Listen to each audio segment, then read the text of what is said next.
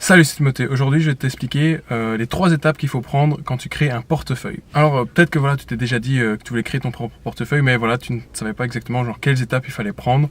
Alors voilà, je vais te donner 3 étapes assez simples pour créer un portefeuille, un peu voilà, pour structurer ta méthodologie avant de créer un portefeuille. Alors, la première, c'est la planification. Tu dois comprendre tes besoins, donc savoir par exemple combien de pourcentage tu vas mettre en obligation et en action. Alors, obligation et action, voilà, c'est vraiment pour simplifier, mais il y a différentes classes d'actifs, certaines plus risquées que d'autres. Par exemple, si tu veux être plus proche de la retraite, à ce moment-là, il faudra préférer les obligations aux actions.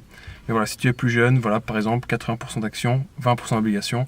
Donc voilà, il faudra faire il faudra savoir quels sont tes besoins aussi par rapport au fait, voilà, est-ce que tu voudrais juste agrandir ton capital, voilà, le faire grandir, ou alors est-ce que tu voudrais juste voilà, avoir un certain revenu, un revenu récurrent dont tu serais sûr du montant exact. Ensuite, la seconde étape, ça va être l'exécution. Donc, tu vas choisir quelle allocation tu vas donner à chaque actif. Donc, actions, ETF, obligations. Ça peut être aussi, genre, par exemple, or ou argent. Donc, voilà, quelles allocations tu vas donner à chaque actif. Ensuite, tu vas analyser chaque action, chaque obligation que tu souhaites avoir pour voir si elles sont intéressantes ou pas. Et donc, voilà, tu finis par construire ton portefeuille. Tu choisis, voilà, quelles actions tu vas prendre.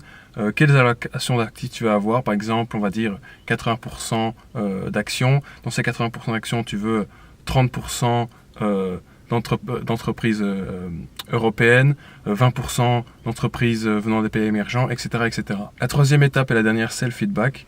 Donc, tu vas surveiller ton portefeuille. Donc, tu vas devoir regarder si tu as bien respecté tes règles, si les allocations d'actifs respectent toujours les pourcentages, les proportions que tu as données au début. Et si jamais ce n'est pas le cas, tu vas devoir rebalancer tout ça et voilà, faire en sorte que ton portefeuille soit toujours dans les mêmes proportions. Donc, ça peut dire, voilà, par exemple, vendre certains actifs qui sont devenus trop gros. Par exemple, imaginons que les actions fassent 90% au lieu des 80% que tu t'es dit au début. Ben, tu vas devoir vendre ces actions pour atteindre 80%. Et voilà, essayer de tout rebalancer en gros. Et voilà, et aussi finalement, tu mesureras la performance de ton portefeuille. Voilà, voir si le risque que tu as subi sur ce portefeuille respecte bien les risques que tu étais prêt à prendre à la création du portefeuille. Donc voilà, c'est tout pour cette courte vidéo. Voilà, 3 étapes pour créer ton propre portefeuille. Si tu as aimé cette vidéo, je te propose de t'abonner à ma chaîne. Et on se revoit à la prochaine dans une autre vidéo.